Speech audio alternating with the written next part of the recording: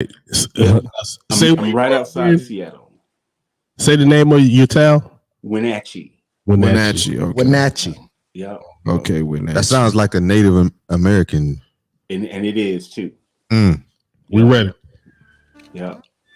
You know, they started on the East Coast. They pushed them all the way. Push them all the way to Wenatchee. That's right, bro. Open your ears and listen. Direction for your ambitions. New narrative. This the community coalition. Drumel, Corey, and Dory here for the intervention. We've been letting it slide for too long. He on not no more slipping. Unity in our communities. It's how we rise up. Knowledge as well. Let's rise up. No more fighting as individuals. We municipal. This a podcast to listen to. You got a vision. We got a vision. Let's make it visible. Say we gotta fight for our rights. Well, then it lets me. All fight, no bar. Real talk. 360. Yeah. That's what's up, bro. Real talk. Yeah. That head give me chills every time I hear it. Yeah. I'm on it. What you on? I'm on that real talk. Hey, That's what's up. that's a little bit. Yeah. I just need some more energy. A little You more. know what I'm saying? You Energy. need some more energy? Yeah. It's that type of day, though. Yeah, So man. what you tell the DJ to do? Tell the DJ. Tell the DJ Tell run the that DJ back. play Run it that back, back. DJ. Run that DJ. Open your ears and listen. Direction for your ambitions. New narrative. This the community Coalition. Drumel, Yeah. Corey, and Dory here for the intervention. We've been letting it slide for too long. Yeah. He on not no more slipping. Ooh. Unity. in Drew, our if you don't say nothing, your face will never be shown. Oh, don't worry. I got plenty to say in a minute. Don't worry about it. Sometimes I like to play the back. Sometimes I got the podcast To listen to. You got a vision, we got a vision. Let's make it visible. Say we gotta fight for Hey. our rights. Within it, It's listen. me. All bite, no bar. Real Talk 360. I love it. I love it. I love it. I love it. Yeah. I love it. I love it. Yeah. Hey, Talk 360. real talk. Hey, Just a little bit of real talk. There you go. Yeah, listen. I don't know, man. I like mine better. I thought I was in the club just now. Oh, yeah. I like mine better. Run it back, selector. Bam, bam, bam. Murder, she wrote. Ding, ding, ding, ding. Murder, she wrote. Oh, man. Come here. Uh-oh. Guest Come around the other appearances. side. Guest All appearances. princesses always welcome. Oh, yeah. Oh, The yeah. queen of the empire. Oh, yeah. shucks now. Special guest appearances all around today. Come here. Yeah. Say hey. Hello. No, hold Hello, it. hello. Tell them people Hello, what you beautiful. So tell them what your name is. Morgan. How Morgan you what? doing, Morgan? Nice to meet you. Morgan lied in the building. You say hey, Mr. Clayton.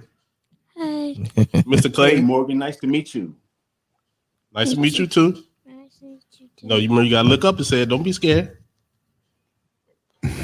Tell them bye, you gotta go. Bye. Hey, you, Morgan.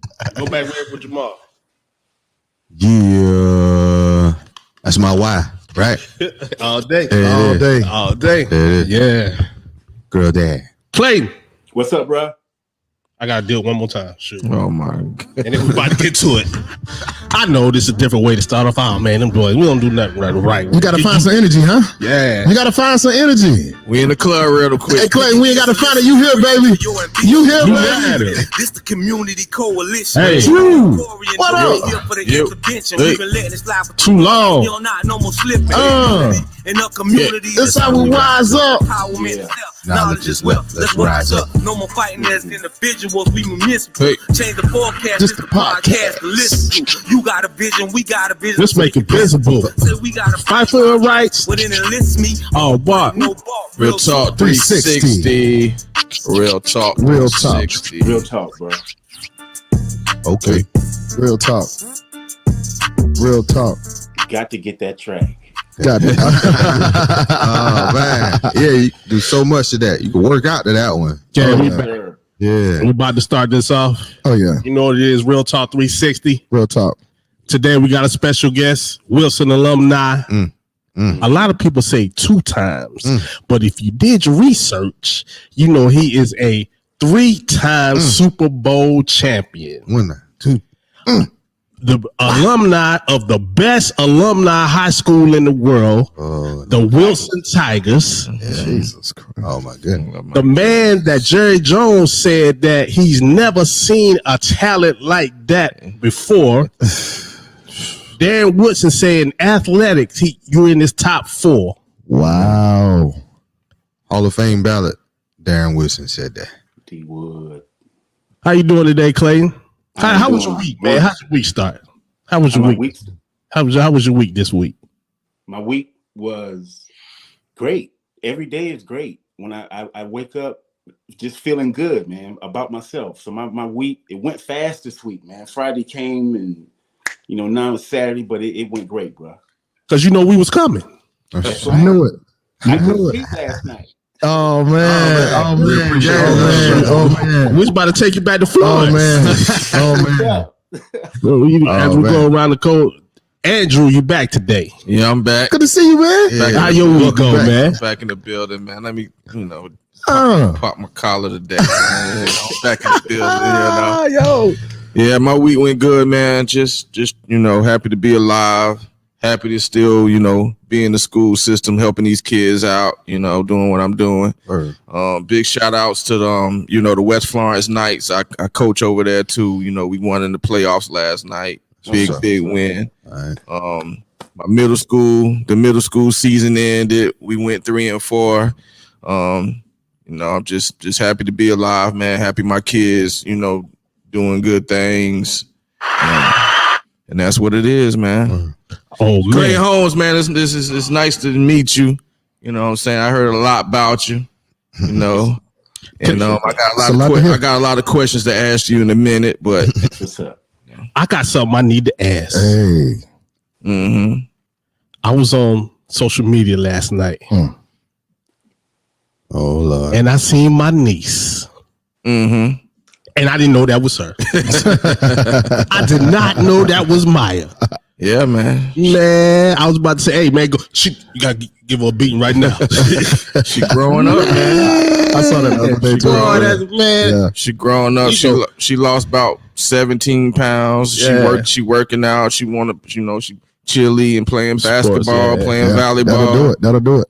She gun ho. So I'm just supporting. That's good, man. Supporting her. I guess I always get other people's kids. I remember from right. If I don't see them every day, I remember from right here. Yeah. I remember she was born. Her birthday in January, right? Yeah, right after a week after mine, right? Yeah, she turned 14. Yeah, she turned 14. And then to see her the other day, I said, God, man, how do folks say? Where did time go? Yeah, man. That's how it is. Yeah, it's time moving. Corey. Oh man. Corey had the chance last week to finally tell people about that team, 1996. Yo. And he was admitted about it. Yeah, he man. had the quarterback that was on the team, Orlando Hudson, in the studio. He held it to him. Hey, Clayton, I'm glad you ain't went to high school with Corey, because Corey was gonna hold it on you, boy. When you in that competitive spirit, man, that's the last time with that. You can tell stories to people, and then they be like, "Yeah, whatever." Yeah. I'm like, "Nah, for real." And they be like, "Yeah, whatever." So when you finally get a chance to have it validated, confirmed by none other than, oh man, you have to do that. So that got everything off to a great start, man. I thought he was gonna sack Orlando, man. Oh man, I was like, he was waiting on Orlando. Bro. Do not hit him up high. It wasn't gonna be none of that, but I just had to let me know and rep at the same time. We take that gridiron thing serious. I wish I'd have been there for that one. Oh, man. Matter of fact, his son plays quarterback for West Florence. Okay. How was your week, man, with the kids at the crib? That's it. Work? That's the favorite part of it, man. They make everything. That being that girl dad and being hubby.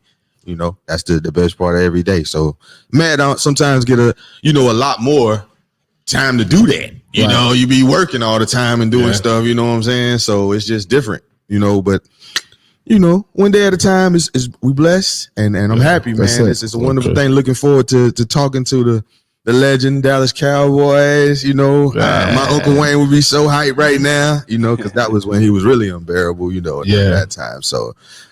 Glad you could be here to join us, man. But, but fellas, good to see y'all. Good to see you too, bro. You know what I'm saying? And to my left. Oh man, it's me, Dory McAllister, always representing Timmonsville High School, class of 1998. We good. Hey, listen, November. Hey, Mr. Holmes. Yeah, I know you by default, right? So we're gonna get into that. I know you through your late brother, Kenneth Wyndham.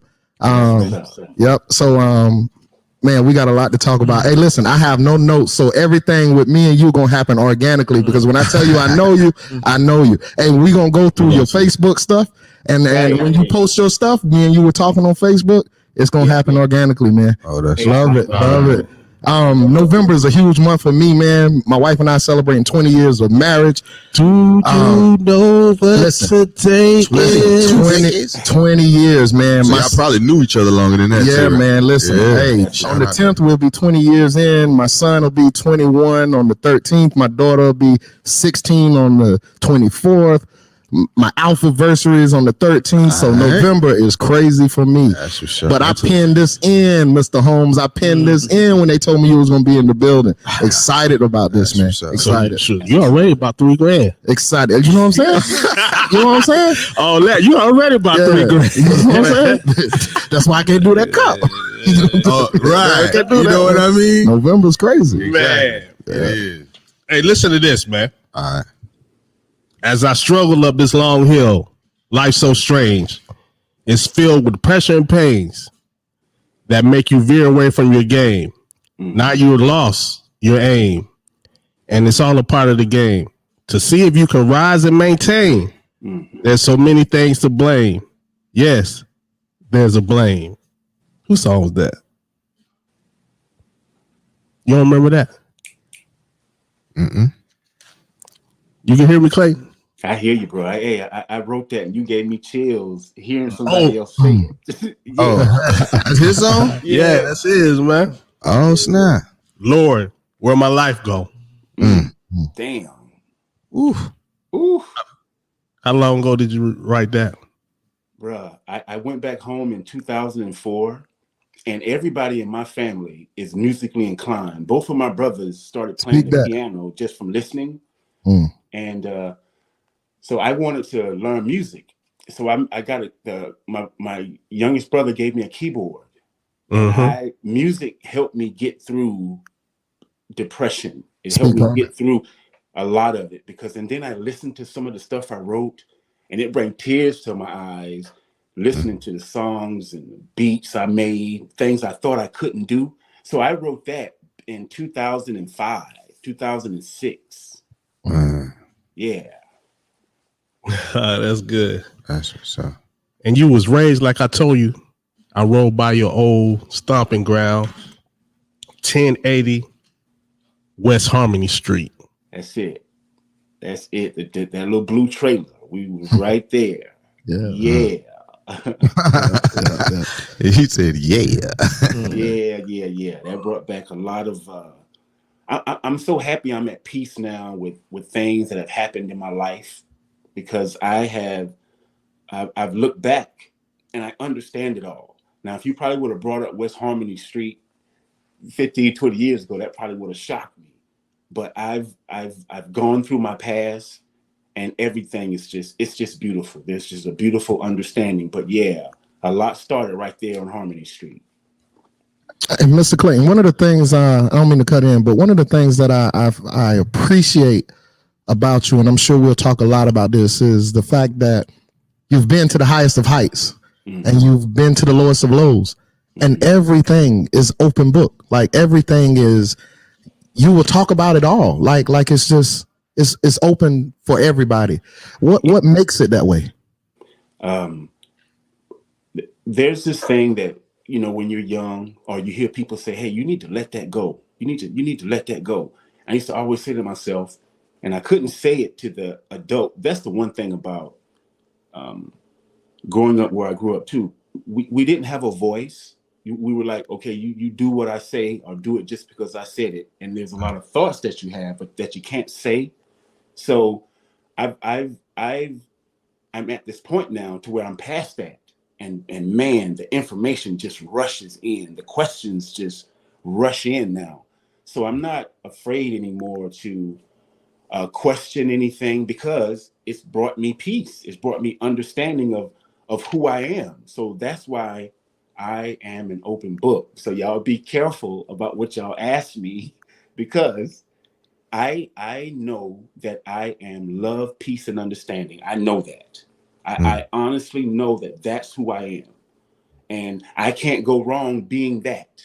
I cannot go wrong if I stay in character. And that's who I feel that I am. So that's why I'm an open book, because it brought me this peace. It brought me to this point of understanding. There's nothing in my past I'm afraid to face. Or, we go through traumas and we can't remember the traumas. It's our mind's mechanism to protect us. But that mechanism is gone now. So if something comes up, it might shock me for a second, but I'm like, oh shit, let me go into that a little more.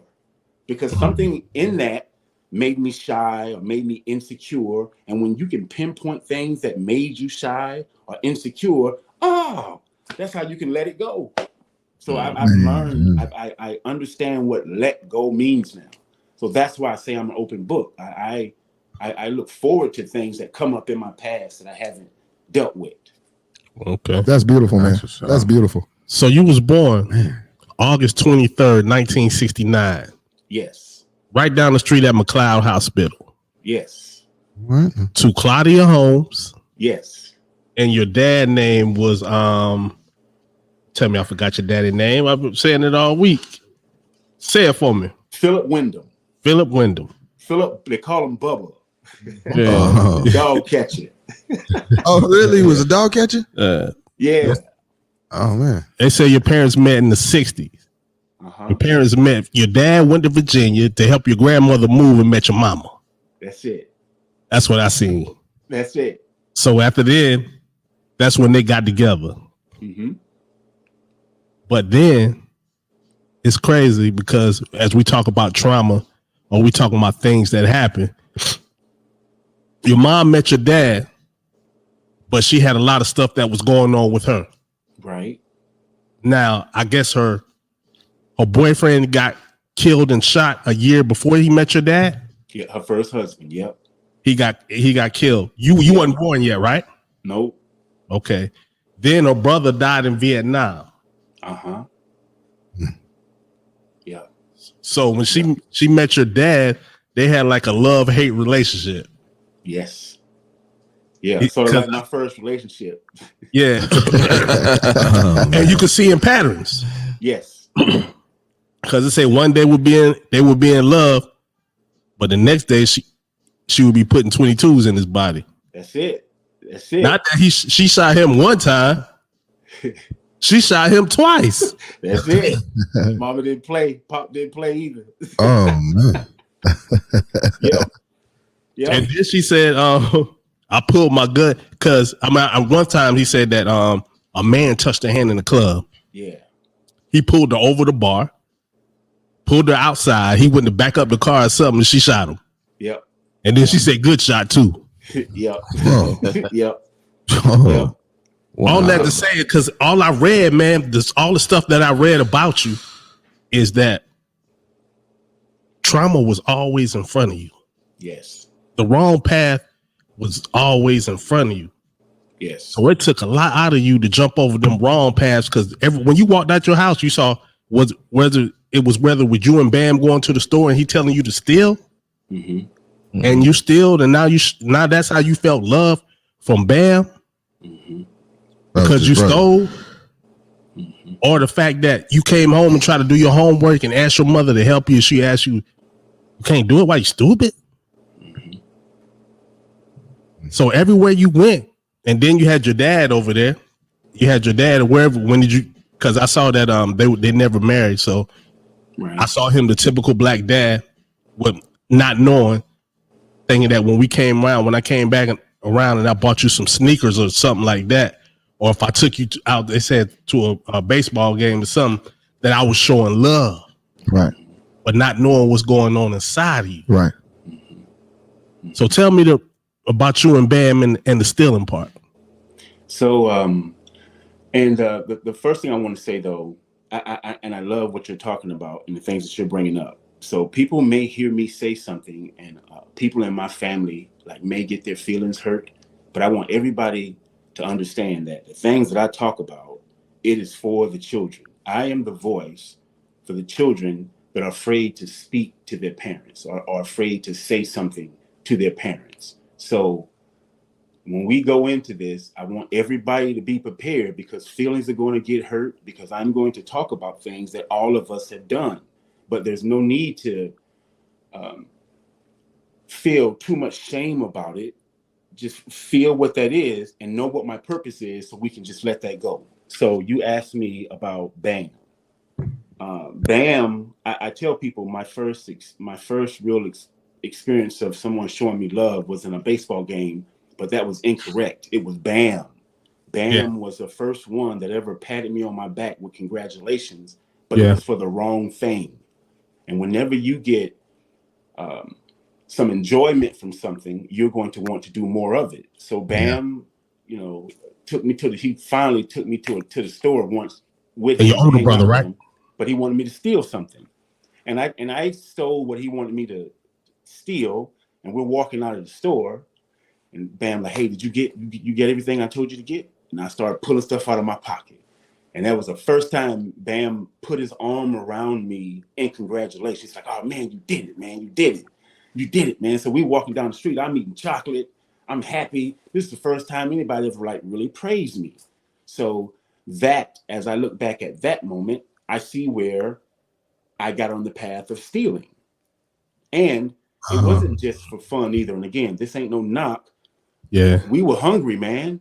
We were hungry, bro. Right. Okay. It's hard to tell a person not to go steal or not to do anything bad when I take that back. Not hungry. I'm talking about starving, bro. Starving. Yeah. So it's hard to pay attention to rules when you're not eating. So yeah, that's the first understanding of my life of me getting off the path. Okay. Man. Now, you stayed with your mom for a while, right? Then you lived with your dad. And by BAM, now I'm about to go somewhere. And this is something I read. It said the boy was raised solely by Claudia, who recalls his mother as mocking him as stupid, worthless. And when they asked for help with his homework, she called you dumb. He watched in fear as she beat his older brothers, BAM and Curtis, with bats and brooms. But the worst thing she ever hit you with was extension cord. Mm-hmm. I'm getting the BAM. Yet nothing absolutely wounded you deeply until BAM snuck in your bedroom one night and molested you. Mm-hmm. Now, when I heard that, I was thinking about, big brother, little brother. But then it goes back to all the trauma that was going on in the house. And I'm like, and then I remember you said BAM ended up dying like 10 years later. And when you was at the funeral, you despised him, but you loved him. Mm. Yeah. I've despised somebody, but I still had to have love for him. But explain that to him. Okay. And that's when I signed with the Miami Dolphins too. I just got into treatment and they brought up my past. I remember sitting down in front of the therapist, and the first thing he asked me, he said, so Clayton, have you ever been physically, mentally, or sexually abused? I said, yeah. He sat back and he said, well, tell me about it. And then I was like, oh shit. It was like, bam, bam, all this. He's like, he opened up a box, man. And I was like, oh my God. So going back to the situation with BAM, he didn't sneak in the room. We were all in one room. We had, it was 4 of us whenever BAM wasn't in jail. And we had bunk beds. And so I remember BAM trying to get me to perform oral sex on him. That was the first thing he was trying to do, because he did it on me first. And then I remember crying, and then he just all of a sudden stopped at that first time. So, and the thing that put me at peace with BAM is I had a conversation with my mom. And again, I'm gonna say something, and this is gonna hurt a lot of people, but I'm doing this to help stop this. I remember the thing that helps me deal with people that did something wrong to me is to understand that whatever they did to me, Clayton, I guarantee you they went through it themselves. They went through it. Yep. So the conversation came up with my mom one time. We were talking about BAM, and my mom said, we were talking about the abuse, and my mom said, dang, maybe that's why he was in that room yelling when he was in there with his uncles. And I'm like, damn, mama. I didn't say it to her, but I think my mama had BAM in the room with some older dudes that was taking advantage of him. So me understanding all of this put me at peace with it. But this is when I really lost my job with football. Man, I just came off of my suspension. Jimmy Johnson went to Miami, and he took me with him to Miami. That's the only regret that I have in my career is that I let down Jimmy Johnson. I wish me and him would have got close, because my coaches were like my fathers. Yeah. When you turn pro, it's like being a rookie all over again. And I wasn't used to that. And he called you and asked you, was you clean? Huh? He called you and asked you, was you clean? You said, yeah. And I was. I Okay. was. But I was going through, and then the woman that I was with at the time shouldn't have been with too. So I'm right in the middle of this therapy and discovering who I am, and then BAM dies. And then I go to the funeral, and then I got these mixed emotions when I'm in there. I love him, I hate him. And then on my way back to Miami is when I relapsed again. Okay. And then I got suspended from football. So again, all of this makes sense to me because I am a sensitive, caring person. And the money, helping people out, giving it away, understanding the things that I went through in my life, I'm so thankful that I made it through that. I really hit the bottom with this whole thing with BAM, and that's where it started, going back in my past and cleaning all of that up. Okay. Now I want to take it back now, because just as much as you expressed the things that went on with you, you had the unplug. They put you in. Your team is y'all killing it, so you got a chance to go in right now. All right. But they said every time they put you in, you just let the ball go by you. Wouldn't swing at nothing. Swing the bat. Yeah. So now you swinging, and you hit the ball, and you foul tip it. You was happy then, right? Yeah. Tell me that. Tell me about that. Hey, Steve Brown, I think, was my coach then. And, when we played baseball back then, it wasn't like it is now. And I think this is how it is now, where they make sure everybody play. Where it wasn't like that. If you couldn't play, you just didn't get put in the game. So he finally put me, well, not finally. We're beating his team. It's the last inning. He puts me in the game, and I get up there and I do the exact same thing. I don't swing. I just stand up there.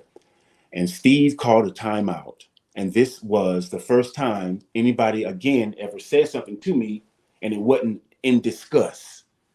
He called me over to him, and I dropped my head. I'm walking over to him, thinking I'm finna get cussed out or something. And I looked up at him. He said, Clayton, he said, swing the bat, man. He said, swing the bat. And I said, okay, coach. So I went back to the batter's box. Okay, I'll swing the bat. And he threw the pitch, and I swung it, and it was a foul tip. And the guys in the dugout right behind me started clapping. And I looked behind me, and it was sincere, bro. Again, I didn't grow up with any kind of affection. And this ain't no knock on nobody, but that's another thing that I've done too. There's this meditation where you remember like the last time you were happy. I don't care if that was 5 minutes ago, 10 minutes ago, 30 minutes ago. But when you find that moment, you try and find another moment. And the goal of this meditation is to see if you can find the very first moment that you were like happy. And so doing that meditation, it took me back to that is the happiest moment of my life.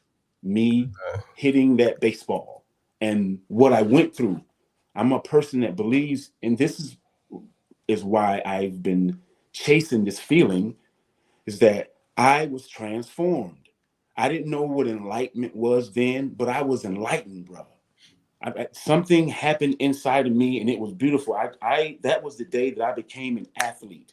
I went from dribbling a basketball with two hands to not hitting to just zoning in now, because I got that excitement from hitting that baseball. So when I saw those guys clapping for me for the first time, everything was just slowed down.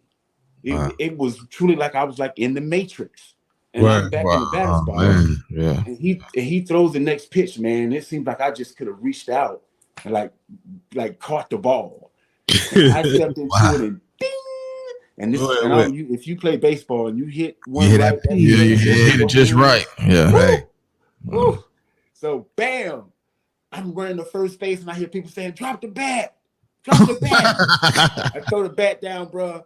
I hit first, I hit second, I hit third. It's a stand up triple. And the guys in the dugout now are going bananas. Steve, pat me on my back, and now I'm laughing uncontrollably. I'm laughing. I got my head down. I can't stop laughing. Yeah. And then it's like, okay, you got to stand up because the next pitch coming. So I stand up and I look and I can't see nothing. It's completely black. I can't. And then all of a sudden, my eyesight started coming back, and I see this bright orange dirt. I hear the people in the pool at the boys' club. I was just about to ask you, was y'all at the Boys and Girls Club? Yeah, I hear birds chirping. And as I look back at that moment, it's like, damn, that put me right in the moment. But before that, I was in my head, like, what am I gonna get my ass beat for when I get home, or what am I gonna eat? I was always in my head, but hitting that ball put me right in the moment. I was transformed, and that's the feeling that I've been chasing with sports, looking for those transformational moments. And I've had 2 amazing transformational moments, but excuse me, hitting that baseball changed my life. Okay. Now take me to Wilson, because we're about to go now. About to wake Corey up over there, because I know what he waiting on. Take me to Wilson High. You playing football now. It was a dog. Wilson High School. Hold on, we got some. First, before we go to Wilson High, did you play rec football also? The first team I played for was Trans South. Okay. Yeah. What was it? City League in Florida. You played for City League? Yeah, City League. Okay. All right. Yeah. Okay. All right. What year did you get to Wilson? I got to Wilson in 1984. 5. Okay. Oh, 84. I got to Wilson in 1984. So tell us, Wilson. You about to say that? Okay. Tell me what happened there. This where it all starts.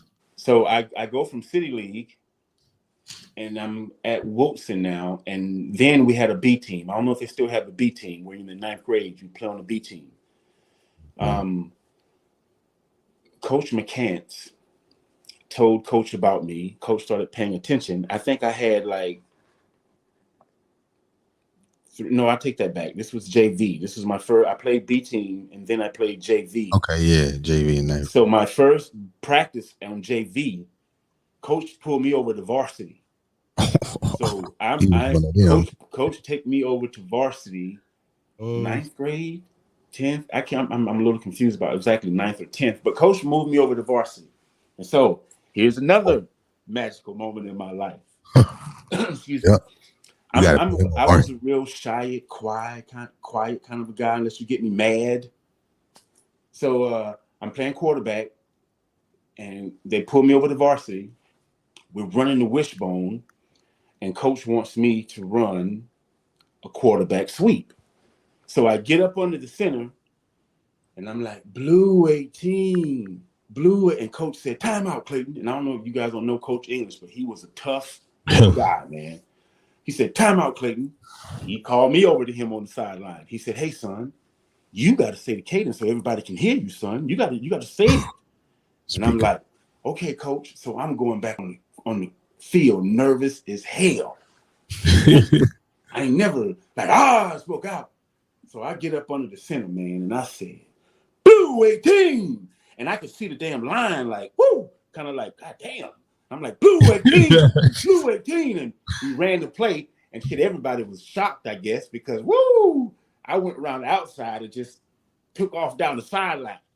So Coach English was another person in my life that saw talent in me that I didn't see. So I played, a long story short, with the high school football. It's the end of my football season, and I had a wonderful season playing high school football. What year did you graduate? What year did you come out of high school? I came out of high school in 1988. And the word of advice, guys, my little youngsters playing ball, if you got a coach that's tough, I'm going to tell you a simple way to keep him off of you. Just do what he say. The end. Oh, Lord, say it again. Say it again. Just do what the coach says, man, to the best of your ability. Just do it. And he will. Coach Ames ain't never yelled at. Well, I'll take that back. He yelled at me one time, and I ran a touchdown after that. He got on me. It was the last game of the season against Lake City, and we were down, and we shouldn't have been. And coach was going off on everybody. He said, "Clayton, what the hell are you out there doing?" I was like, "Oh, it was 4 years." And he never raised his voice to me. And I was like, oh, my goodness. I got to get back on Coach's good side. So we went back out there, kickoff, bam. I ran the kickoff back for a touchdown. He looked at me and said, yeah, no, you stay over here on the sideline. And he let the other guys play. But this is the moment where Coach Angel, I feel like, was placed in my life. I feel like there's just these angels that were just placed in my life, and Coach English was one of them. Yeah. It's my senior year, and my high school career is over. Now, guys, I want y'all to understand something. I never thought about going to college. I never thought about playing no professional football. None of that stuff. I wasn't. I didn't think I was going to go to no college. I didn't think I was going to graduate from high school. Damn. But Coach English called me into his office, and he said to me, he looked at me and he said, son, are you thinking about going to college? And I laughed. I said, Coach, I don't even think I'm going to graduate, Coach. And he put his hand on my leg and he said, son, he said, you're going to graduate from high school. He said, son, you're going to go to college. He said, hell, son, you can play professional football. Yeah. And nobody has ever said that to me and meant it. And I knew that he meant what he said. And he said he was going to help me get into college. And that's exactly what he did. He found North Greenville Junior College, and they didn't even have a football program yet. It was our first year of our football program, and we went 10-0. I seen that. Wow. First year. Y'all sure y'all went 10-0? Yeah, bro. 10-0 that first year. That first year. Yeah. And and you said, one of you brothers said you was from Timmonsville. There was a brother from Timmonsville, was a running back for us. Wesley. Damn, what was Wesley's? I can't remember his name. I hope I think of it before I leave. But we had a brother from Timmonsville in the backfield. Wow. But here's another magical moment. After Coach English told me that, the next class I had to go to was English class. And I am so excited about what just happened. I seriously pull out my notepad and I start practicing my autograph. I started practicing my autograph. Yeah. And the name that I was writing under my autograph was Dallas Cowboys. Clayton Holmes, Dallas Cowboys. Clayton Holmes, Dallas Cowboys. Right. On the page. Clayton Holmes, Dallas Cowboys. Clayton Holmes, Dallas Cowboys. And I put on another page Chicago Bears because that was my second favorite team. Yeah. So a few months later, Coach English said I was going to graduate from high school. I did, even though I had to go to summer school throughout my junior and senior year in high school, and every year in college I had to go to summer school to be eligible. But Coach said I would graduate. He said I would get to college, and he said I could play professional football. And in April of 1992, Jerry Jones, it's the day of the draft. And now again, even when I was playing in college, I wasn't thinking about going pro. But it's my senior year. And this brother calls me. He said, hey, my name is Tank Black, and I'm an NFL agent. And I think you got a shot of going to the NFL. I was like, huh? You didn't even think you was going? No, I wasn't even thinking about going to no pros. That wasn't even on my mind, bro. He had too much other stuff on his mind. Yeah, that wasn't even on my mind, bro. Now, check this out. Before we get to the NFL, you held the record for the long jump in South Carolina. It's still there. You ran track. It's still there. Yes. You still got it? Still got it. Still got it. It's still there. Wow. Nobody's broke that record yet. How long? You know how long it was? How long? 24 feet, 7 3/4 inches. Long jump? Yes. That's almost out the box. 24 feet. Done at University of South Carolina. In high school. In high school, 1988. Man. Yeah. Oh, I knew you was going to pros then. Yeah. And I read what's the fastest you were clocked in the 40? Hold on. He ain't finished yet. Give him some more because the boy played baseball too. Well, we just talking about speed and jumping. I just wanted college. Yeah, I had to choose between Well, I didn't. It wasn't a big thing for athletes to play two sports, but I had to choose between going pro in baseball and football. Me and Reggie Sanders tried out for the Expos together. My man, Reggie. Yeah. No, check this out. What's your first love? My Which first sport? love was baseball. Your boy said that last week. Orlando Hudson said that last week. Yeah. said that. So tell us what you about to tell us about Reggie. Say that again. I'm sorry. Tell us what you about to say about Reggie. Oh, me and Reggie tried out for the Expos and the Pirates, and Reggie was Montreal, fast, man. I was like, I ain't never really had nobody like beat me in a sprint. Yeah. But they had us like sprinting together, and Reggie is fast, man. So I tried out with the Expos, and they really liked what they saw. So they invited me to a little training camp that they had, but it was the weekend of the Shrine Bowl, and I was the first one from Wilson to ever be selected to go to the Shrine Bowl. Damn, Wow, that's That's My awesome. dad sat me down. He said, "Okay, you make your mind up. Which sport do you want to play? You want to go with football or you want to go with baseball?" And I was like, "I'm going to go with football." Man, and not to compare different, stories, but just that we had Orlando last week, and he was saying how similar situations, options were available to try both sports, and whereas you were given the option to choose yourself, his pops was like, "Nah, son, you gonna go ahead and put that football down." And, Wow. Yeah, I'm just saying that's just a fork in the road. Two different athletes, two totally different stories. Not that being the reason why, but just that's just a trip. How we hearing these two different stories. Hey, Clayton. Yes. I played baseball with Reggie Sanders at with the Florence Trojans. You know about the Florence Trojans? The Florence Trojans. Yeah. League. Yeah, that was a bad dude. Man, yeah, man. baseball was his first love. Yeah. So check this out. You sitting at the crib, right? It's April 12th, the day of the draft. How you feel when Jerry Jones? How you really feel when Jerry Jones say, "Hey, you like to wear a star on your helmet"? I didn't think I was going to get drafted on that first day. I really didn't think I was. And my dad and them had a big party. Yeah. They had a little party. They started early too, man. So they were drunk by the time yeah. Everybody going up. Everybody. So during the draft, you came back to Florence. You was in Florence that day. Yeah, I was in Florence at home on 1142 Holland Street on the day of the draft. Dang. Yeah, in Woodmont. That's what's up. Woodmont. Okay. Go ahead and finish your story. So yeah, my dad, they had this big little cookout, and by the time the evening rolled around, everybody was feeling a little tipsy. Like, man, you think you're gonna get drafted today? Everybody's coming up to me. And I went up to my dad. I said, "Hey, Pop, I'm finna go into your room and I'm gonna shut the door." I said, "But if the phone rang, just don't answer it. Let me answer." So I went in my pop's room. I sat on the bed, and I just kind of lay. I just fell back. And as soon as my head hit the bed, the phone rung. The house picked phone. The phone up. I said, "Hello." And the house guy phone. goes, "Can I speak to Clayton Holmes?" This is Clayton I Holmes. said, "This is Clayton Holmes." He said, "Hi, this is Jerry Jones. How would you like to be a Dallas Cowboy?" And I said, "I would love to be a Dallas Cowboy." And he said, "Is your agent there?" I said, "No, he's not. But we can get him on the phone." So I let those two talk, do their thing. Tank called me back. He said, "Hey, Clayton, I just turned down an offer from the Cowboys, but I think we did the right thing."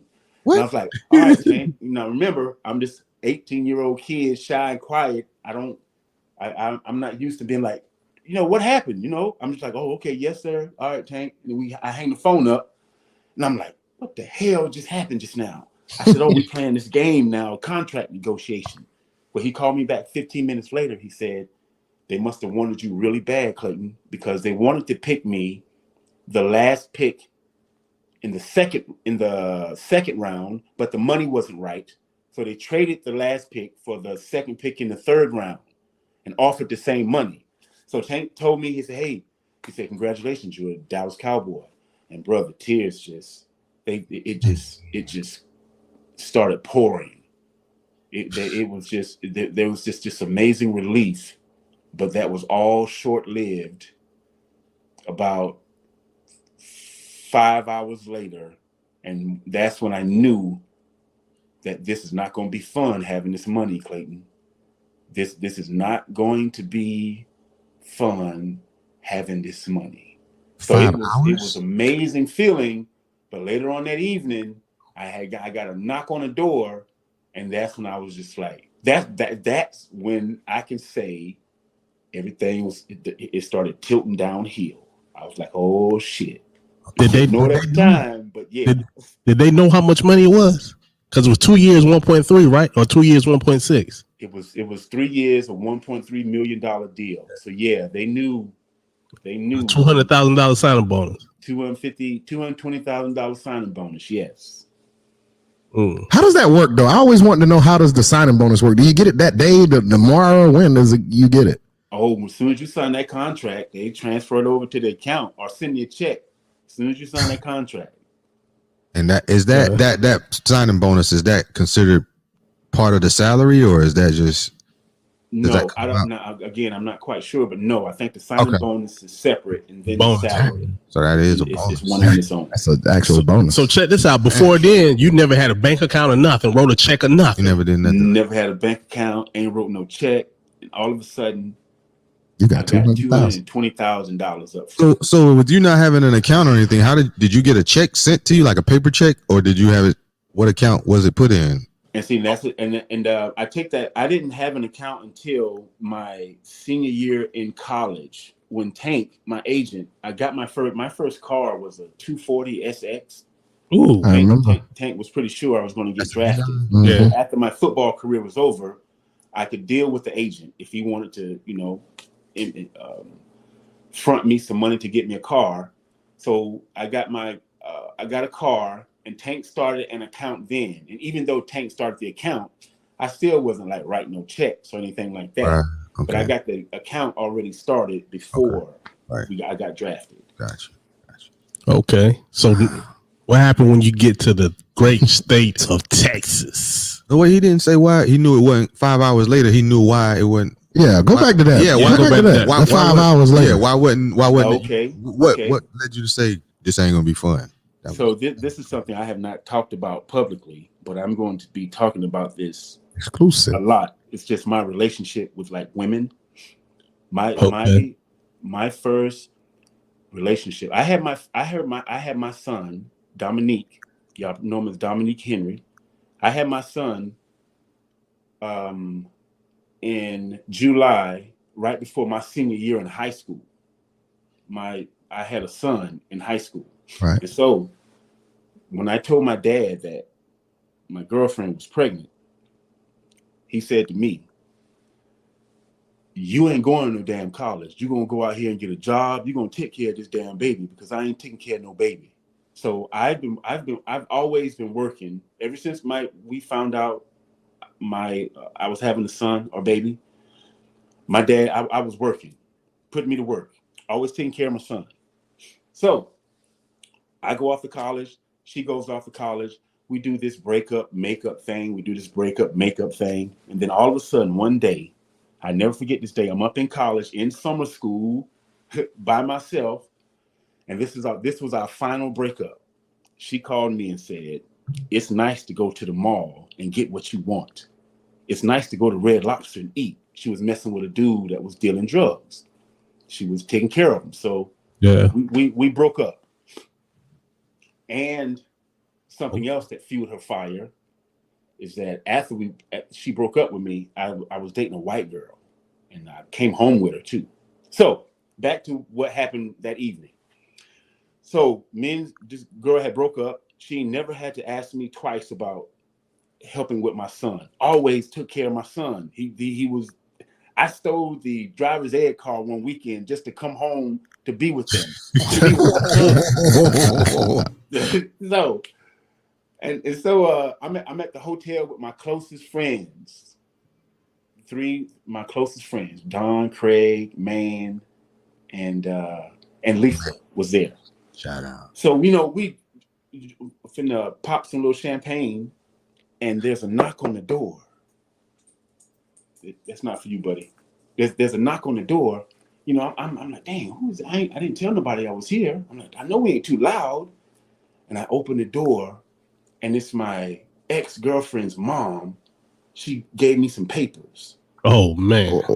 And I was like, and that's my stomach dropped. I said, do they honestly think I ain't gonna take care of my boy? And so that and up until 2002, that woman had still been hounding me about like money, even though when we set we set a price. I got her a car. I got her out of debt. Got her mom out of debt. We had this price set. About 2 months later, my agent said, Clayton, she want more money, man. I was like, what?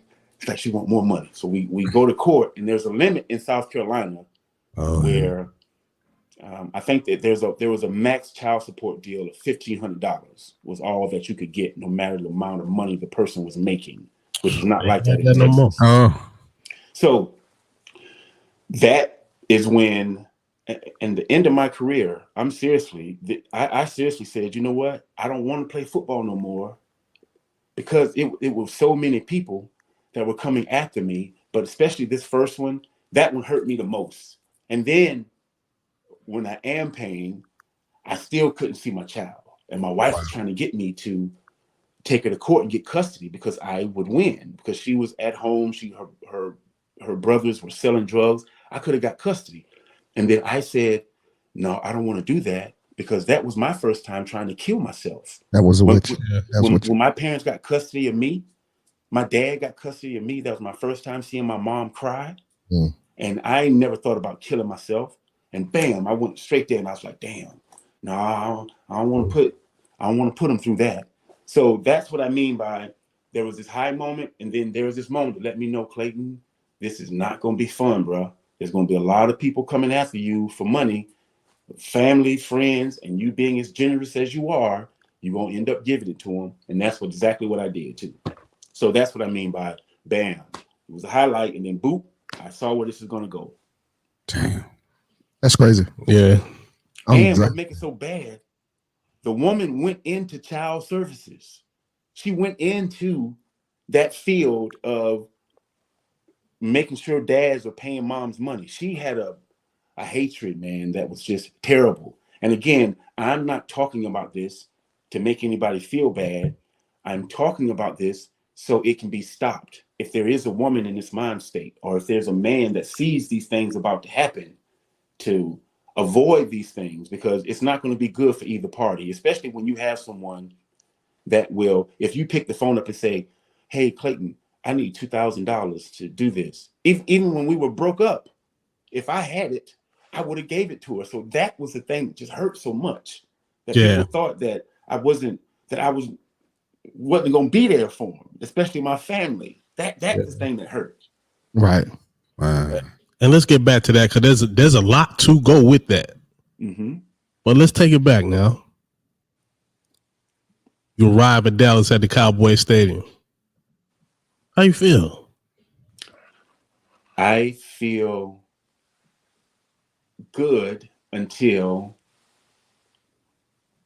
there's like a group of us around, and I hear people start talking about investments and money and all of this stuff, and I kind of start backing up out of the deal, because again, man, it's like I woke up and I was in Dallas, man.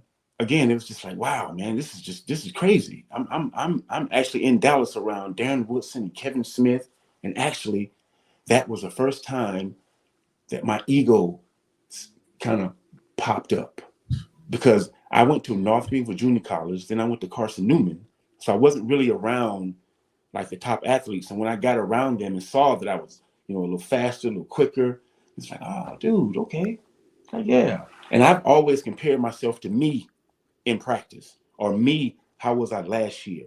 I never compared myself to anybody in high school. It was always bettering myself. And then when I got to Dallas, I developed, my ego started to like, okay, okay, I'm all right. I deserve to be here. So Yeah. what happened when you had to line up in front of Michael Irvin in practice? Man, that was exciting, man. Now that's why we went to Super Bowls, bro. I had to cover like Mike and them in practice, and it was like games, man. It wasn't no joke, bro. I don't care how your day went, what you did that night before, how you was feeling, but whenever we walked out that door, there was a little hill. As soon as you started going down that hill, bro, it was on, man. It wasn't nobody taking nothing off. And so, yeah, man, I had to make sure I had to put Mike to work, man. I had to make sure he was going. That was them boys. Yeah. What about your first Super Bowl season? Tell us about that season. How many years were you in the league when that happened? My first, when what happened? When y'all when the Cowboys won the Super Bowl, your first Super Bowl. My first 2 years, we went to the Super Bowl. My first year with the Cowboys, we went to the Super Bowl, bro. Oh yeah, my ego would have been rookie year. We went to the Super Bowl. and won it, right? In Dallas, City, where they spoiled the players. Cowboys. Yeah, man, it was unbelievable. But that first year, it was amazing. We go to the Super Bowl. Now, don't get me wrong. Winning the Super Bowl, the excitement is just amazing. It is absolutely amazing. But remember, I'm that kid on third base, so I was expecting some another kind of transformation to happen, because I also had this realization before the Super Bowl. I remember walking out of the mall and I got these bags in my hand, and that's when it hit me. It's like, damn, Clayton, you making all this money and you are still the same person. I was like, that's not good to have this money and for you to still be the same person that you are. So after we won the Super Bowl, again, I was expecting like some kind of transformation, another transformation. So we're riding back on the airplane, and I fell asleep first, and then I wake up and I see just about everybody asleep, and then I look up and I said, damn, I said, is that it, man? I said, is that all? As far as the feeling goes, I was just like, damn. So I was like, that wasn't it. What the hell are you chasing? Now, I'm not going to get on that subject yet. We may get on it later, but I know what I was chasing. But winning the Super Bowl was exciting. Don't get me wrong. It was amazing what we did, but I was still hungry for something. What was he hungry for? Me, finding out who I was. That's what my hunger really was, is finding out who I really am. And playing football, that helped me understand who I was, because out on the football field, it's just amazing when you put into practice and you don't have to think about a play and you're just out there running it. I amaze myself. And that was the real me on the football field, or anytime I was like in the moment in any kind of action sport, right. Just being right there in the moment. And that's why I love football. And that's what I've been chasing, and just learning to be in the moment throughout my life. Whether I'm on the football field or not, you learn how to be right there, bro. Right there. Right there in the moment. Okay. So the second year you went to the Super Bowl and y'all won. How was that feeling after that? I tore my ACL my second year. I was at the Super Bowl in Atlanta, hoping I'd be able to play. But I tore my ACL. So I missed that. I missed that Super Bowl, and that's actually when, again, remember I told you the deal started going downhill? Mm-hmm. That's when it really tilted over, like a roller coaster it's gone over the top, and it's that's when it really took off, is when I tore my ACL, and I had all this time to myself, and me trying to fit in, wanting to be cool, started hanging out with people that I normally don't hang out with. So yeah. A lot of free time. Had a lot more free time because of it. Yes. Was you going through a divorce then, or you were just about to go through the divorce? I was just about to go through the divorce after that Super Bowl. Yeah. Did she already left and went home? No, they were. I was still married at the time. They were all at the Super Bowl. My mom and dad were at the Super Bowl. Did I bring Scooby Long to that Super Bowl? No, I brought him to the first one. Okay. So, yeah. 2 years. So when you tore your ACL, that must have happened earlier in the season or during training camp or something for you to be able to. You might have been Early able in to the play the season. Super Bowl. Yes, against the Raiders. Oh, okay. Did you feel like you lost a step, or I know the surgeries are different now, compared to when they were doing them back then. But were you still, after that injury, were you back to yourself? Yeah. Eventually? Okay. Yeah, they did a great job with my ACL. So you was running the 4.2 then too, right? That's in the 40. 4.22. Yeah. That's what I was trying to ask. Clocked? Yeah. Clock 4.2? 4.2. Yeah. No, not clock. This was electronic time. 4.22. Yeah. Yo, check this out. 4.2. 4.2. That's why he was so fast on Sega. Yo, that's why you can always run you can run the kickoff back with Clayton because he was faster than everybody. Yeah, that 99. I think you running for 2. You flying at a that's flying. That ain't even running. Yeah. Easy. Or 4.2. Yeah. Hey, yo, Deion wasn't there yet. No, right? No, that was Okay. that was the that would have been your 4th year? Third. running the 4.2. No, when Deion Sanders came on your team, that was my 3rd year. Hey guys, give me 1 second. My dog needs to go outside. Give me 1 second, okay? Oh, okay, yeah, sure. Yeah. Come on, buddy. Prime time. He ain't never been clocked at a 4.2. Yeah. He's like 4.2. 4.2 something. 4.2, that's 4.2 fast, something, man. Yeah. 4.2, that's fast. Yeah, 4.2. Man, All right, that's- guys. Sorry about that. That's crazy. Oh yeah, that's a fine. That's a fine. We're gonna sing. Oh, about man, it. We need that. You just stepped off the screen, man. Crazy. Yeah, they brought Deion in my. They brought Deion in my third year. So when they how was it knew I was being about to on? get suspended. How was it being on those winning championship? That's what you used to, as you know. You say you didn't even think you were going pro. You know what I mean? For you to not even think you were going to be going pro, and now your first year, your rookie year, and your sophomore season, you go and win 2 Super Bowls. I mean, another one after and another one after yeah, that. I mean, you don't even know that's coming, but how do you not get used to that almost? I mean, so how was it being a Cowboy? I mean, how were the celebrations? Was it? I mean, I know you say the city spoils you, but how was the rest of the? How was it being Clayton Holmes, the 2-time, 3-time Super Bowl?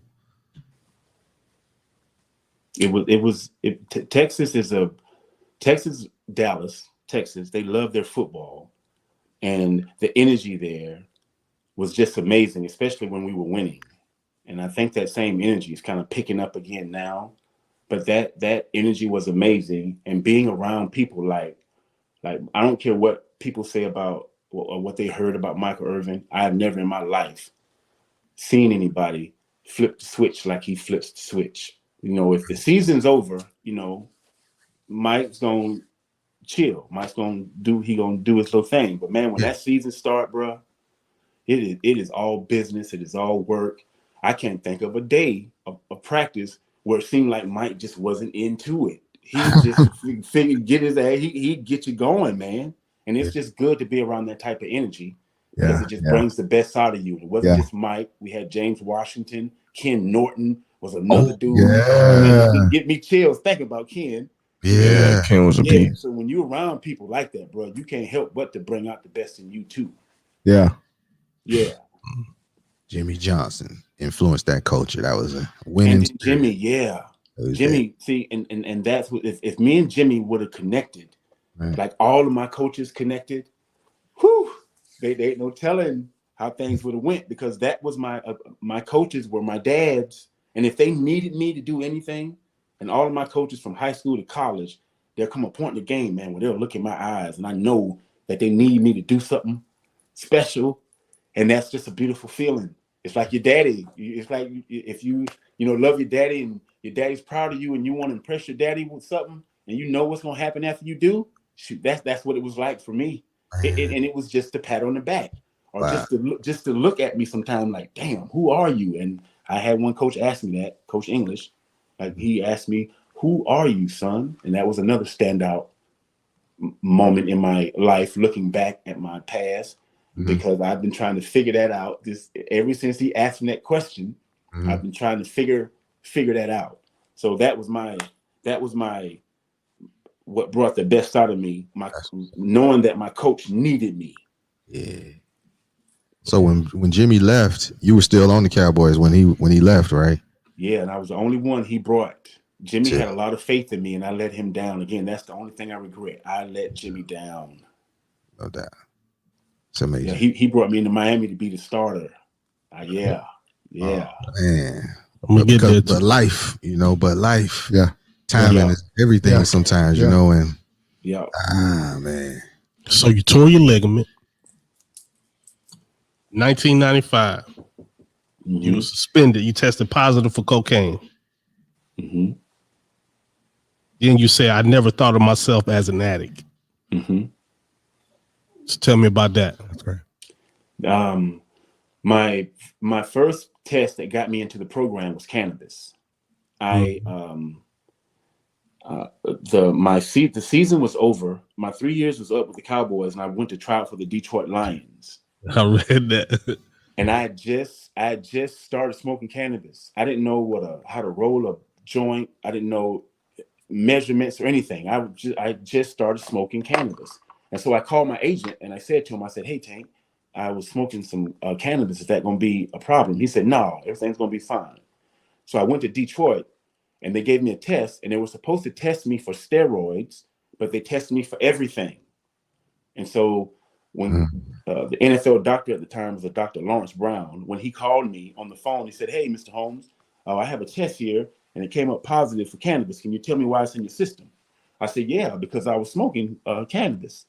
And he said, well, okay, you're going to be in the NFL's drug program, which means you got to take 3 UAs a week. You got to talk to the team psychiatrist, and you have to go to AA and NA meetings. Now, I'm just involved with this stuff. So when I went to see that therapist, after that first visit with that therapist I told you guys about, I wanted to get high. Yeah. I walked out of that first meeting, and it was like I was running from who I was. Sports kept my mind at bay from all of the things that I've been through. And now I got this person that just brought all this shit up. And I came out and I looked around and said, what the hell am I doing in Dallas? I wanted to get high, man. So now they put me into an environment where, and again, no disrespect to anybody, but there are a bunch of addicts and users. I learned about cocaine, ecstasy. I learned about all that shit in treatment. Started drinking coffee and smoking cigarettes in treatment. Wow. That's crazy. Yeah. And then me, I kind of like to, if I'm around a group of people, I kind of like to fit in with the group of people that I'm around. So again, I was thinking about this last week, man. All the times I'm sitting up there saying, hi, my name's Clayton Holmes, and I'm an addict. Hi, I'm an alcoholic. Man, I'm so far away from that stuff. And again, there are people out there that are seriously addicts, and they've used AA and NA to like help them. But that's not for everybody. To be forcing people to call themselves an addict when you haven't really looked at their past to understand who they are. I kept doing things not to make people upset, but there's nothing in my life that I got in trouble for that I did one time. I always like go back, no matter how much pain I went through. I always seemed to try and sabotage my life, my whole life. And so when the thing about the drugs came up, it wasn't no different. I kept doing the same thing, and then knowing that I really didn't want to in my heart. But that was an experience going through all of that. And I'm proud to say that I'm not a alcoholic. I'm not an addict. And but that was again a wonderful experience. But that was painful too, having people not listening to me, not listening to what's really going on with me. Like, oh, you gave another test, so you and you gave another positive test in like 3 months, 4 months. So you must be an addict. And I was like, no, you don't know Clayton. You just don't know me. Man, after not having, delved in it for the majority of much of your career, the timing couldn't have been worse. I like Exactly. Everything I'm you sorry, do, guys. you do it big. I'm sorry to do this. Just give me 2 seconds. Oh, okay. That's another fine. You said that's another fine? I think it's crazy though, the way. So when you talk about talking about his life, right? Talking about his life and people in the counseling, they tell you not to talk about it because it re-traumatizes you. That's why they don't want rape victims to talk about rape. All right, I'm back. Sorry about that. But he make it so easy. I guess he makes it so easy to talk about. Yeah. And that's inspiring to me, Clay. I'm sorry. Now, what was that, bro? I'm sorry. When you go to counseling, right? Like a rape victim, what we was talking about, they don't want to in court. If you go to, they don't want to talk about it because it re-traumatizes the victim. So, but you talk about your life in a way that every time it seems like you talk about it, it's helping you even more. Like it's helping you. You learn something new every time you talk about it again and again and again. It seems like you're finding new things out of old situations. Is that the case? Yes, bro. That's it. And I learned that a long time ago. That's helped me get over things. And that's called understanding. And again, this whole letting go thing. That's how I've learned to let go. Okay, I have to understand this, because if I was to grab your arm and I say, okay, let go of me, it's impossible for you to let go if I'm holding you. So you have to figure out a way to get a hold of it. And that's what me going back through my past and talking about these things helped me, like, okay, I'm gonna let that go. So, and the reason why I talk about it is to help. I'm not talking about it blaming anyone or feeling sorry. It's like, no, you have no idea, or maybe you do, what it feels like to get your ass beat or to do something silly. And like, Clayton, why'd you do that, Clayton? And then I'm like, I don't know. And I really didn't know. I'm sitting in the room beating myself up, like, damn, Clayton, why you do that, man? Why you do that? Yeah, why you do that? And I got asked that so much. It's like, okay, I'm finna find out. And okay, it's like, all right, I found out now. I found out why I feel like I behave the way that I behave, and this is it. But I also heard you say the reason why you can talk about stuff like that, I was gonna keep that to the end, is because it's not about your life. It's about the people life that's coming now, like the kids and stuff like that. Don't do this. Don't be the F up, like, as you would say. Don't F up. Don't mess up. So what you do is to show people not how to be like you.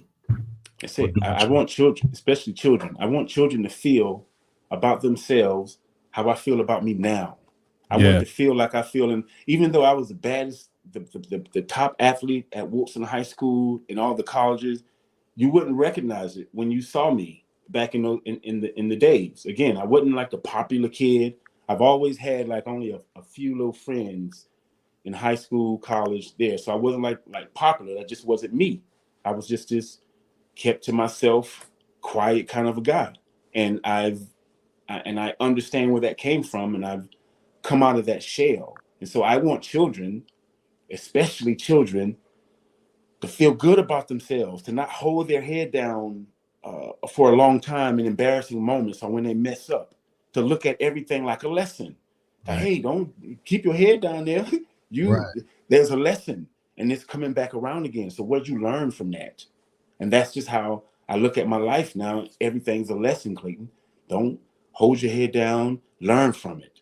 And that's what one of my missions is to get kids to, no matter what situation they're in, to understand their mom, their dad, or whatever they're going through, and understand it's not anything personal with them.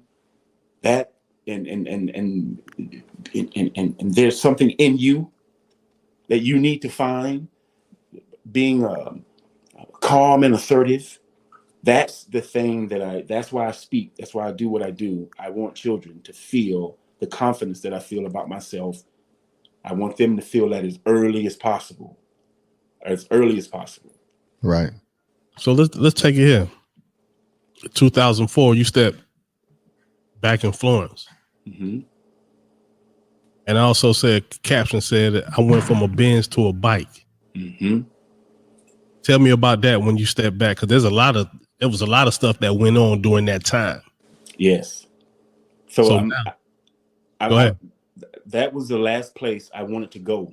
Is to go back home to Florence, South Carolina. So I was living in Topeka, Kansas, because that's where the NFL's facility was for people that were in the program. It was called Meninger's Clinic. It was in Topeka, Kansas. So I went into the clinic there, ended up staying in Topeka, started working with juveniles in Topeka, Kansas, and wanting to avoid home because, I'm not playing football anymore. And I know what the gossip is, but I'm in my place one night, and all of a sudden, I think this is when 9/11 had happened too. And I seen a plane like crashing into the building, and bro, I just lost it. I started crying, and all of a sudden it got really quiet, and I don't hear voices. I just have these profound thoughts. It said, it's time to go home, Clayton. It's time to face what you are afraid of, and also to see if it's true what you've been telling your therapists and your doctors, to see if all of this stuff is true. So I go back home in 2004, and the first day home was letting me know you wasn't making nothing up, Clayton, because again, I don't know if one of you brothers mentioned that my brother Jab, Kenneth, but I do. My brother was also gay too. I do. So there was a situation right before my junior year in high school where I was asleep and my brother was trying to touch me, and I woke up. Now nothing ever happened between me and Jab, but I woke up from that. So the first day back home, I gotta go get me my driver's license, Social Security card, and it's Jab that's taking me. Jab is Kenneth, and Jab hadn't even got the car, and I've never even talked to Jab about none of this stuff. Jab hadn't even got the car in reverse, and he had started talking to me about that moment, and he apologized to me.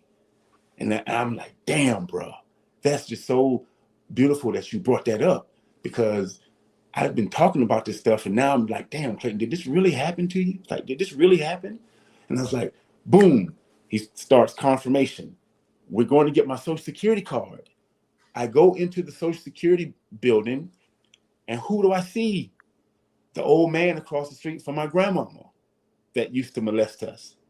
So it's just like, it was magical at the time, and that's why whatever we're thinking God is, what it is to me is, it's like, okay, Clayton, you sure have been asking a lot, son, but I can't show all this to you at one time. I got to show it to you in bits and pieces, and that's exactly what has been happening with my life. He's like, okay, if I'd have shown you this at that time, you wouldn't have been able to handle that. You probably would have killed yourself. You went deep into drinking and that. But so everything I feel like was just placed at the right timing for me to deal with it. The right timing for me to deal with everything. So me going back home in 2004, my brother doing what he did. And then this is the thing that hurt me, bro. Like, there was not one friend that could have called me and needed something from me when I was playing football.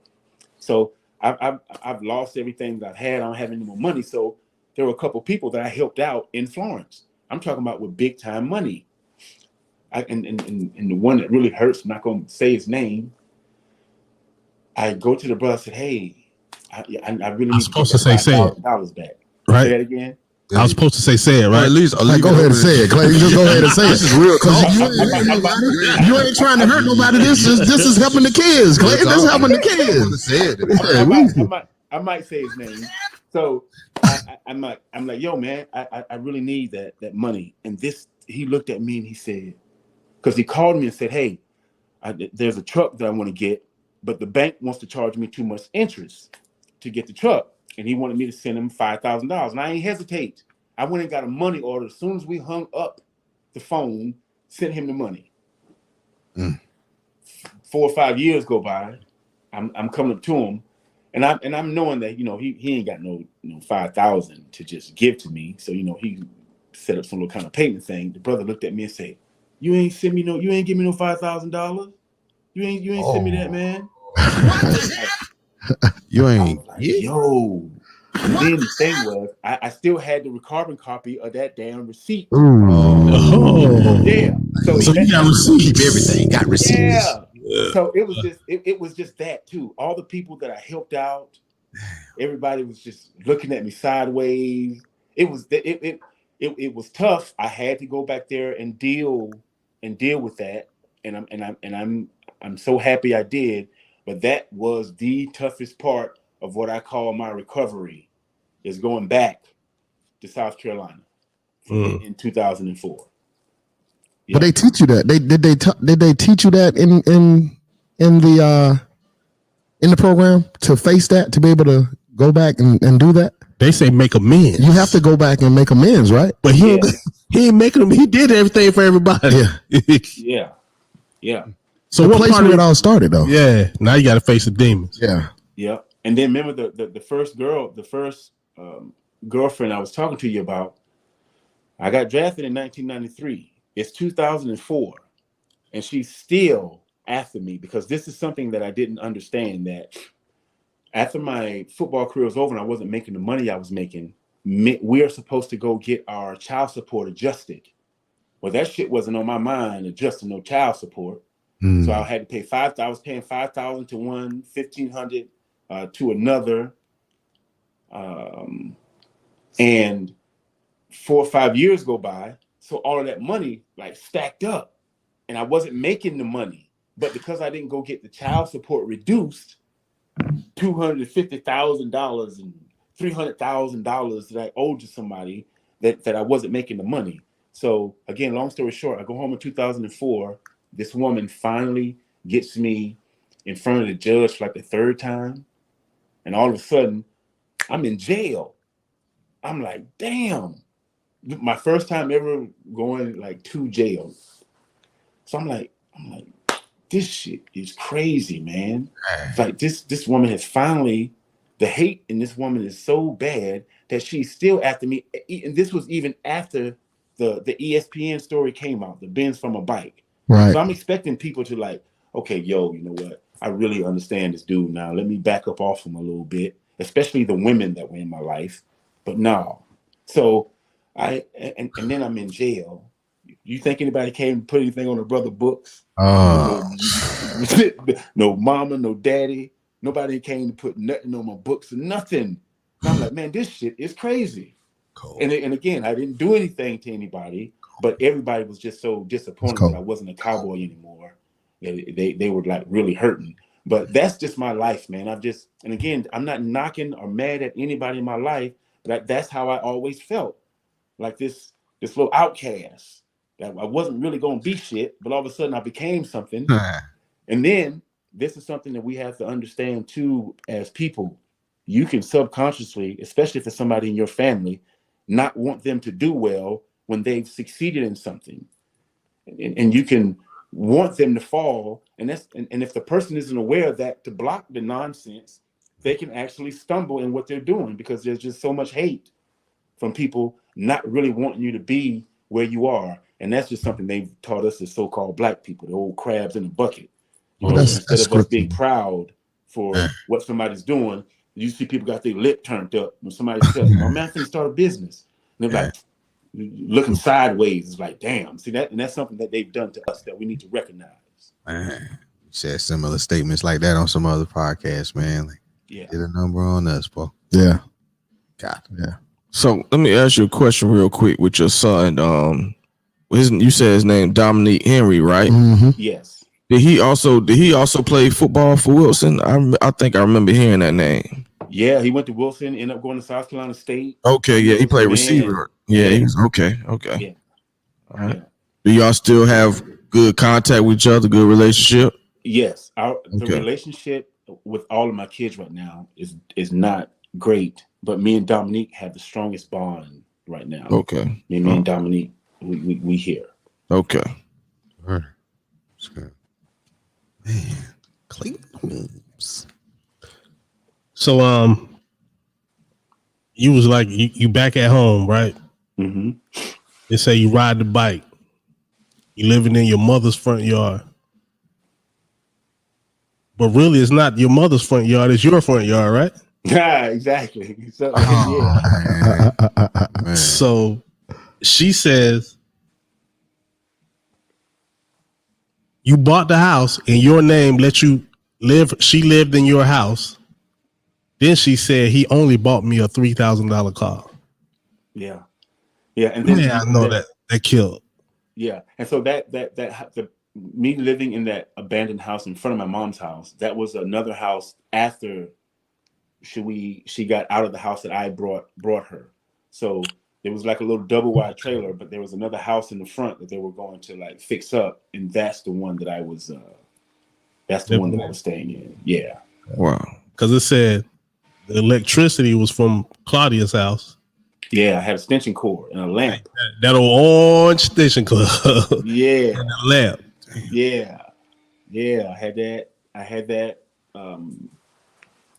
Deal plugged up, had a little kerosene heater, and it was just me and the music. And my cousin had just gave me this book called my cousin Man, his name is Leonard Wyndham. He gave me this book called Book of Secrets from Osho, and it's a book about meditations.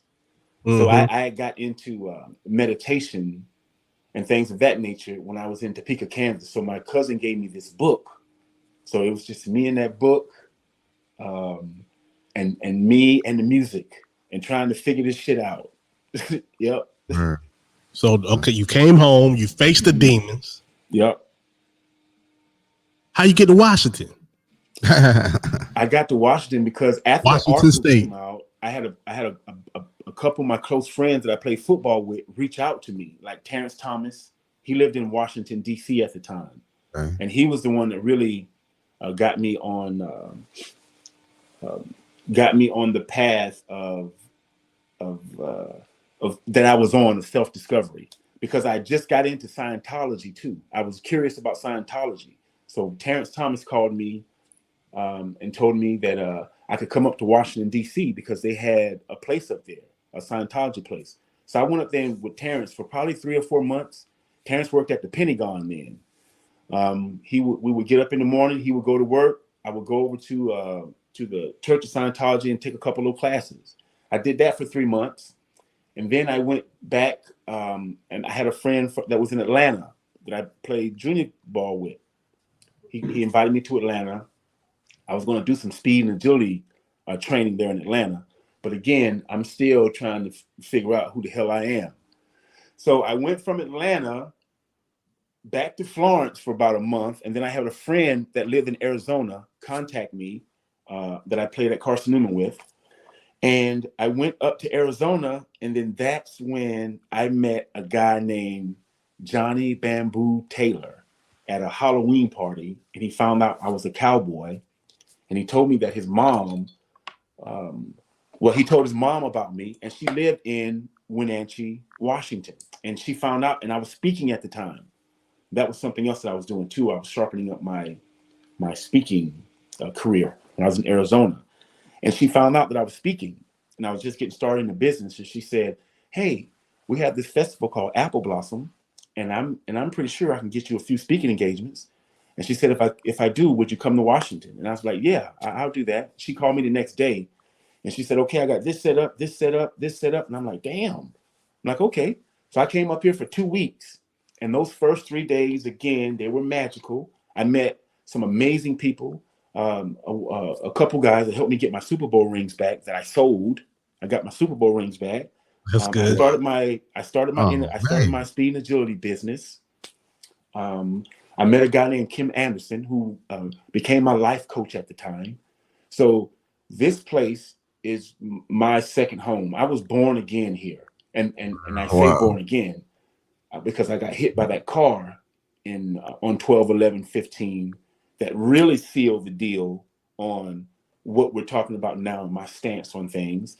So what brought me to Washington State was I was in Arizona. I met a wonderful lady. She invited me here to speak, and the rest is just history. I've been traveling around a lot, observing families and different places, and this is the longest place that I've been in my life ever since football was over. Wow! This in Washington State. Congratulations on that, man. Sounds like you found some peace there. That's beautiful. It's a lot to unpack, though. You said a lot. Shout out to all your former teammates and those who, after you going through what you went through, they reach back out one way or another. Sound like they were influential in you, getting you to where you are now. So that I told you, man, that old that football, man, it's just like you a family. They're real friends, though. Man. You become family. So shout out to all real friends for doing that, man. Yeah. So one more thing, and we'll get on out of here. So you started with cannabis, went to some other things. Now you're right back at cannabis. Oh yeah. So now you're a promoter. Now, right? You're a promoter and everything, and now you telling about the medical side of cannabis. You worked at some cannabis with iHeart. Yes. iHeart place. Yes. I think I knew all that. Have a heart. Have a heart. Yeah. So tell us now what you do with cannabis now, or what you do on that deck that you're talking about. Yeah, bro. See, and everything is just it's meant to be. You know what we call that? Say that again. You know what we call that? What's that? 360. That's it. 360. So my first time smoking cannabis when I'm playing professional football, which was my second time overall. I smoked cannabis when I was in the 11th grade. I went, me and my Hope got into, my first girlfriend got into a fight, and my dad used to smoke cannabis at the time. And I went up into his little stash and I rolled me a joint. That was my first time ever smoking it. I just laughed my butt off. And then the next time I smoked cannabis, it was another little disagreement with my girlfriend in college. And I smoked some cannabis with a friend of mine, but I was drinking at that time too. So that was a terrible experience. I was drinking and we were smoking, so I was sick. But the time that I smoked cannabis in Dallas, I'm riding in the car with, I was about to say some names I wasn't supposed to say. I'm riding in the car with a couple buddies of mine, and they were smoking ever since I was in Dallas, and it just never was me. And so I'm about to ask my wife for a divorce. And damn, I'm just thinking, every time I was with cannabis, it had something to do with some kind of dispute with a woman. But I'm about to ask my wife for a divorce, and my boy's sitting beside me. I was like, give me that joint. And it's like, what? I was like, yeah, give me that joint. And so I started smoking. And then probably about 15, 20 minutes later, after it kicks in, I jumped into the conversation that they were in, and I never kind of jumped into the conversation with them. And then bro looked at me. He said, "Damn, Clayton." He said, "Say that again." I said, "Say what?" And I can't remember exactly what we were talking about at the time, but it was something. And move, Kevin, move. It was something really deep. So why I like cannabis was because it cleared my mind and allowed me to think and explore my thoughts. So when I go into treatment and I'm telling them, because again, I'm fresh into it.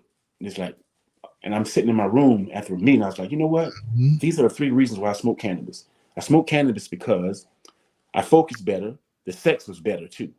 Because again, when I preach, brother, man, I'm telling you, I mean, shit, you sound 2 good reasons. Yeah, the sex was better because it kind of, when you just heard things when I was younger that I would be in my mind, but the sex was better. I was eating and my attention was better. I was like, these are the 3 reasons why I use cannabis. So I'm excited. I write these things down. I'm like, I'm gonna go ahead and get us to my therapist, and we're gonna take care of some things. But whoop, it went right over the head, bro. I was like, this is the reason why I smoke. We had to weigh in every week in Dallas, and if for every pound that you was under or overweight, it was $500 or $200. Can't remember exactly what it was, bro. I remember I used to put a 5-pound weight in my jock strap so I could meet the weight, because whenever I played sports, whenever I exuded myself, I didn't want to eat. I was the type of dude, and I'm like that now, which I'm finding out is good. I eat breakfast and I'm good for the rest of the day, damn near. Some people like that, yeah. Yeah, I'm just good for the rest of the day. But playing professional football, bro, you can't do that. You got to keep your weight up. And so I used to put a 5-pound weight in my jock so I could hit my 185 weight and I was supposed to be hitting. So those are the 3 reasons why I was messing with cannabis. And so I'm telling these people this, and then check this out, bro. What's the odds of me coming to Washington State, right?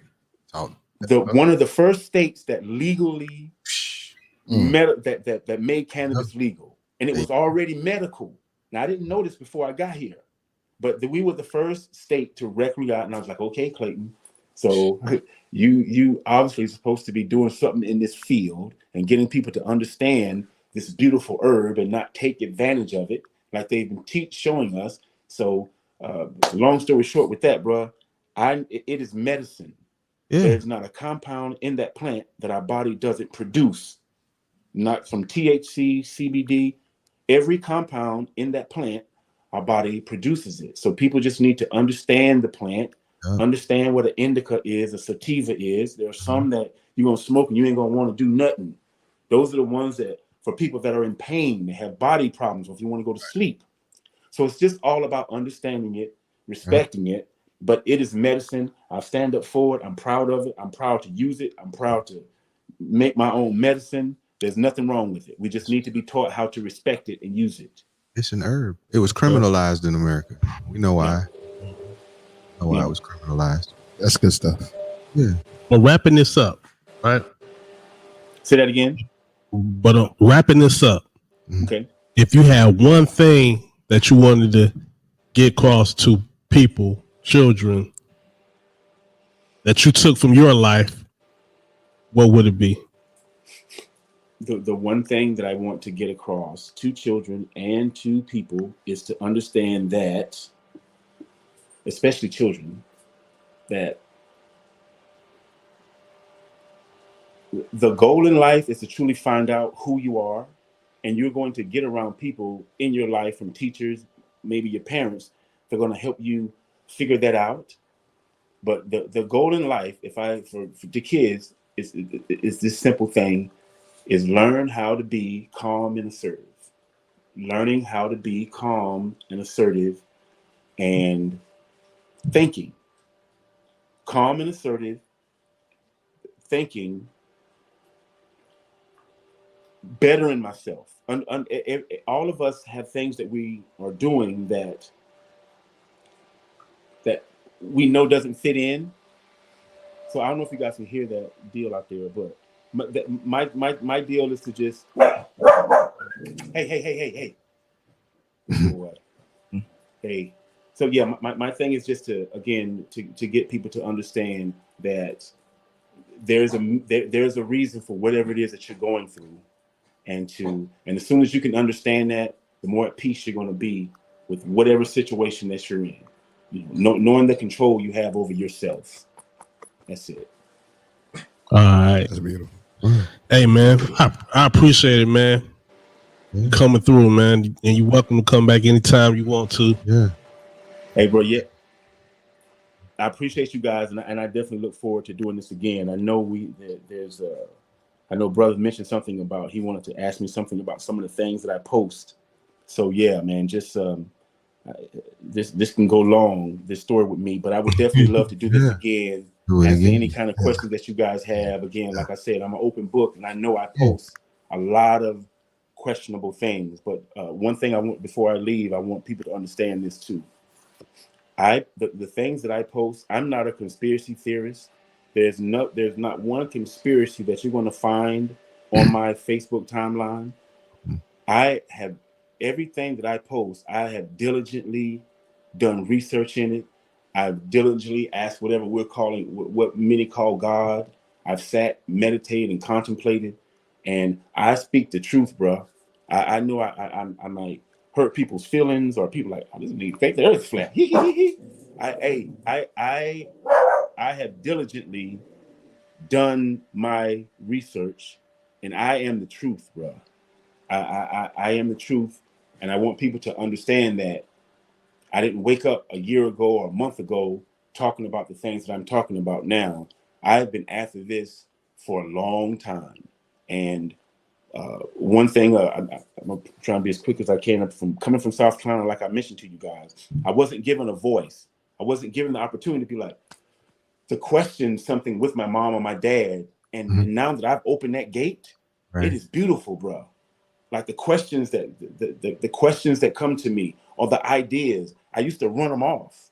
I go, oh, damn, that was stupid. Don't think about that. Now, I still may have some stupid thoughts or something like that. But man, I have opened the floodgates of being free to think, man. And it's beautiful to just be able to think, man. We got, and that's where I'm at. Yeah, that's what's up. We got to have him back because I know I heard up in there he said that he think the Earth flat. So I didn't see that, but man, I know we got to wrap. So that's just a little cliffhanger. For sure, bro. I appreciate you guys, man. Appreciate you, man. All right, man. You, man. Hey, yo, I'll speak to you, man. Peace, man. Appreciate Thank you for joining us, bro. Hey, you guys enjoy man. Hey, loved every bit of it, man. Loved every bit. Thank you for sharing. Have a good one. Appreciate you. Hey, y'all finna play that song before we leave, right? Yeah. You know, intro and outro. Yo. There you go. Yeah, man. Peace and blessings. Oh yeah. Peace and blessings, bro. Open your ears and listen, direction for your ambitions. New narrative, this the community coalition. Drumel, Corey, and Dory here for the intervention. We've been letting it slide for too long. Here not no more slipping. Unity in our communities is how we rise up. Empowerment to self, knowledge as well. Let's wise up. No more fighting as individuals. We municipal. Change the forecast. It's the podcast to listen to. You got a vision, we got a vision. Let's make it visible. Say we gotta fight for our rights. Well then enlist me. All bite, no bark. Real talk. 360. 360, baby, real talk. That's what's up, man. That's what's up. Peace, my brothers. Peace, peace, peace, peace, peace.